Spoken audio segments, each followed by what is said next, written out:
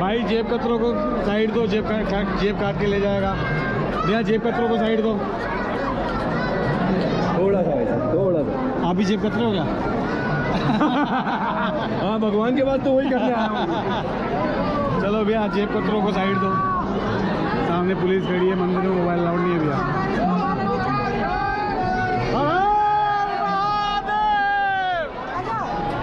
जेब कतरों को साइड दो माता जी।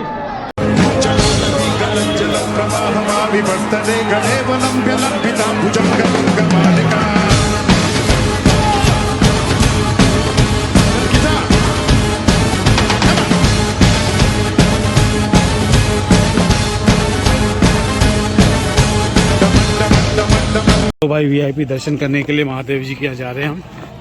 ये टिकट ले ली 250 रुपये की पहली बार हरी भाई कंजूस ने। तो ये है हमारा दर्शन करने का मार्ग। हर हर महादेव। अंदर मोबाइल अलाउड नहीं है भैया, तो यहाँ से हमको जाना पड़ेगा वीआईपी।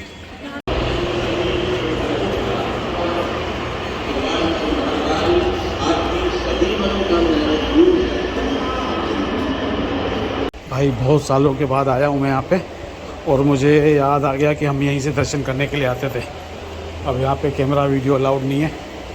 तो भोलेनाथ सबके साथ, भोलेनाथ सबके साथ, भोलेनाथ सबके साथ। तो भीड़ तो बिल्कुल भी नहीं है। भोलेनाथ सबके साथ।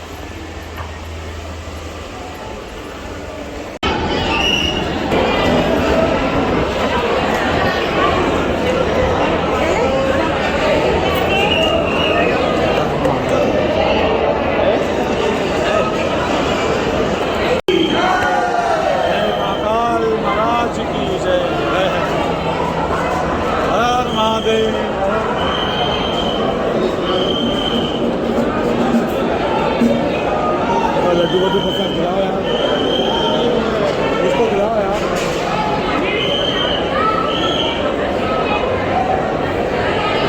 हर हर महादेव।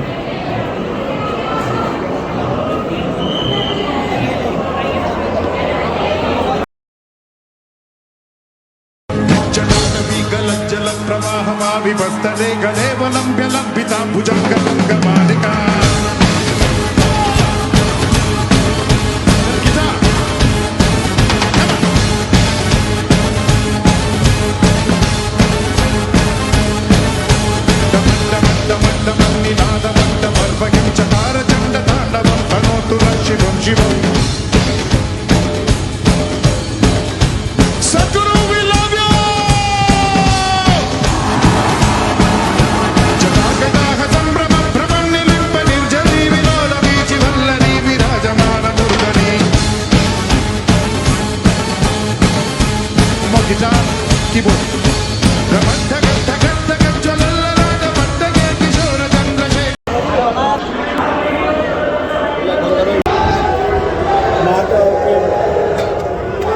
नंदी स्थान पे आ गया हूँ मैं।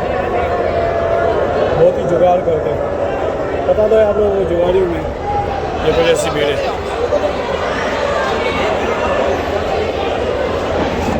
पीछे बहुत ही भीड़ है, बहुत भीड़। हर हर महादेव।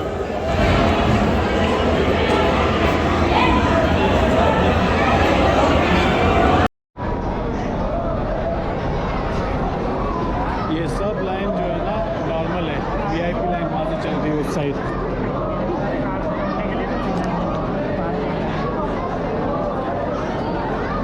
पाली के बाद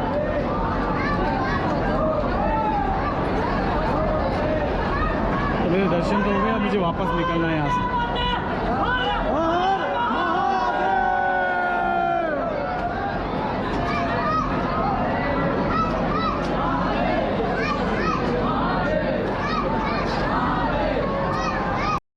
भाई जेब कतरों को साइड दो, जेब काट के ले जाएगा भैया। जेब कतरों को साइड दो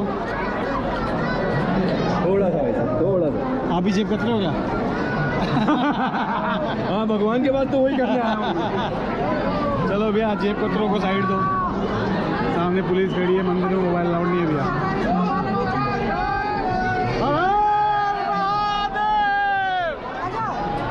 जयपत्रों का साइड दो माता जी।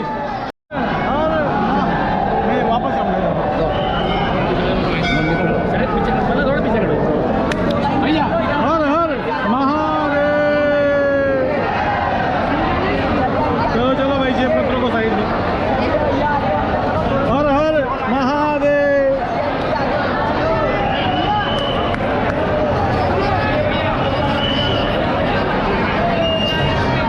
भीड़ देखो भाई, बहुत भीड़ है, बहुत भीड़ है। दर्शन हो गए वही बहुत है। ओए गोलू चोलू, अब यहाँ से कहाँ वृंदावन जाओगे? वृंदावन भाग्य बिहारी। चलो भैया, चलो चलो चलो चलो भैया, चलो चलो चलो चलो चलो चलो।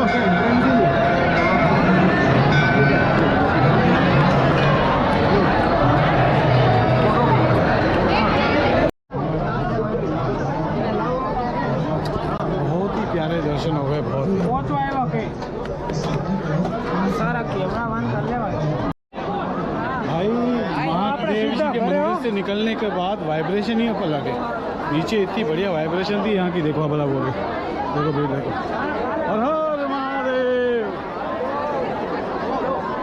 मेरा भी लो यार, मेरा भी फोटो।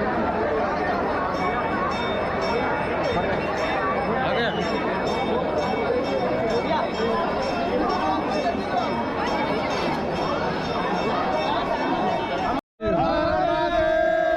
कहाँ से आए भाई साहब? जय श्री महाकाल। थोड़ी और एनर्जी दिखाओ भैया। हर महादेव।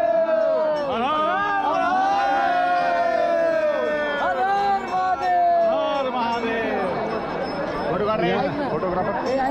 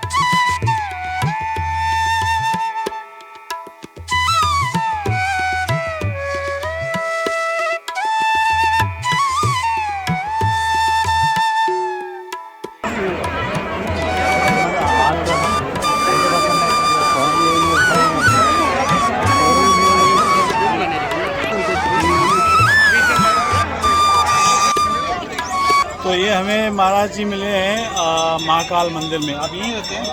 बड़ा गणेश। अच्छा, यहीं पे रहते हैं, तो इनसे चर्चा करते हैं। पहले चर्चा करने से पहले हम बेटा देंगे। अरे अरे दे जय महाकाल। मैं किसी को देता नहीं। हाँ सच में, मैं दान न पुण्य नहीं, सिर्फ उनको देता हूँ जिनके घर में राशन जाता है। समझ गया आप मेरी बात? बाकी उनको नहीं देता हूँ, ये भंडारे में, ये गुल्लक में गया, इनको नहीं देता हूँ। आपके हाथ में आया ना, तो इसका कुछ सामान आएगा, भोग लगेगा, वो है। बाकी ये जो रहती है ना पेटी वेटी, ये वो उसमें किसी में भी नहीं डालता मैं। हाँ। तो आपको मैं अभी जो है ना 2 श्लोक बतवाता हूँ। 2 श्लोक की मीनिंग भी बताता हूँ कि क्या है। बाबू जी वो श्लोक बताओ, श्लोक के बारे में जो आप बताओ। 2 श्लोक बता देना आपने। एक बार फिर से बताइए ना हमको भी। मैं बहुत सारे श्लोक हैं, हमारे ग्रंथों में बहुत सारे श्लोक हैं, लेकिन सर आपका शुभ नाम क्या था? हरिदास। हरिदास जी से इससे मेरी धार्मिक चर्चा हुई, उनमें एक विषय निकल करके आया था, एक समय को ऊपर निकल के आया है।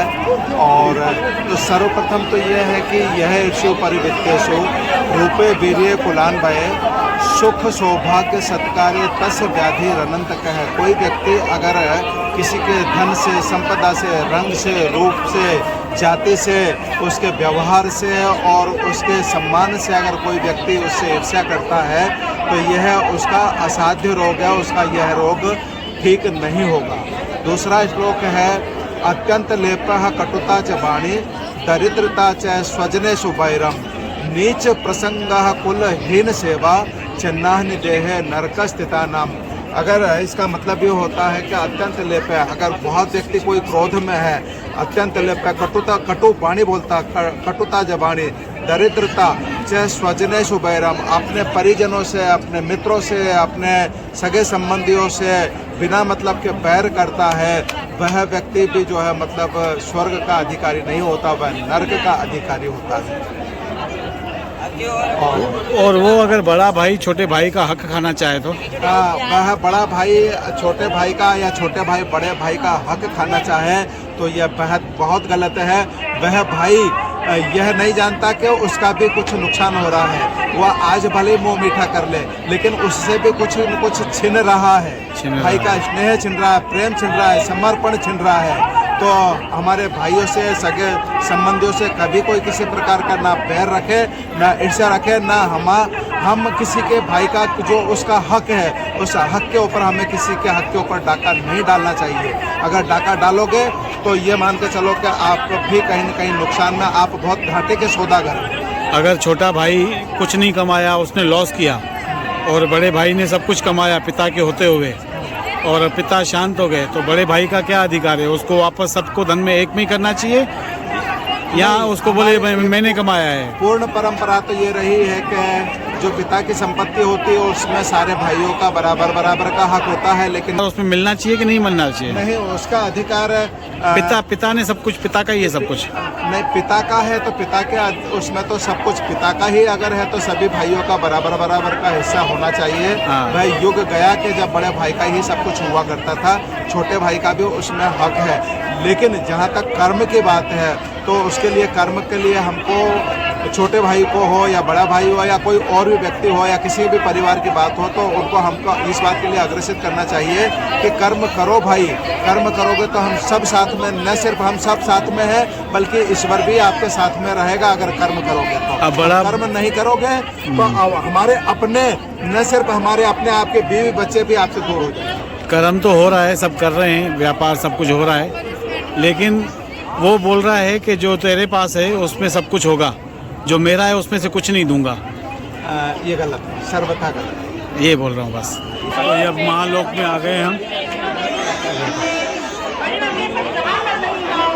अपने आस-पास के लोगों से कहीं जाओगे, हमको 10 नंबर से गेट पर छोड़ दे। बड़ी मम्मी रंगो देवी भेज देना बाद में।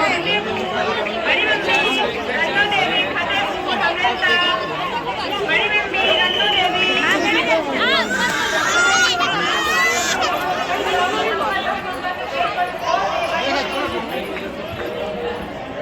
तो यहाँ पे अभी एंट्री बंद कर दिया, पहले बहुत एंट्री हुआ करती थी क्योंकि भीड़ ज़्यादा है ना, तो इसलिए एंट्री बंद हो गई।